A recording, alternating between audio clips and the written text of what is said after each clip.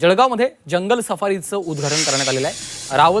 रावेर तालुक्यातील पाल इथं यावल वनक्षेत्रात सातपुडा जंगल सफारीचं उद्घाटन पालकमंत्री गुलाबराव पाटलांच्या हस्ते झालं। जंगल सफारीच्या माध्यमातून पर्यटन वाढीला चालना मिळणार आहे, तर यातून स्थानिकांना रोजगार उपलब्ध करून देण्याचा प्रयत्न असल्याचं गुलाबराव पाटलांनी सांगितलं।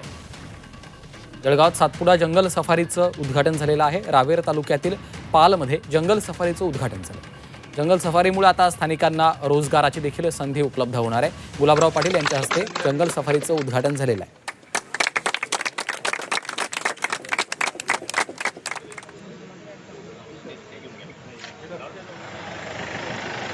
त्याच्यामध्ये आज सफारीचं उद्घाटन या ठिकाणी करण्यात आलं। त्याचप्रमाणे आता पुढच्या काळामध्ये इथे राहण्याकरता काही पॉईंट्स आम्ही निवडले की तिथे छोटे छोटे हट बनवण्याचं काम आम्ही करणार आहोत। आणि सातपुडा म्हणजे एक मोठं वैभव आहे, एक आपल्या देशाचं एक मोठं वैभव असल्यामुळे सातपुड्याच्या कुशीमध्ये हे पालगाव आहे।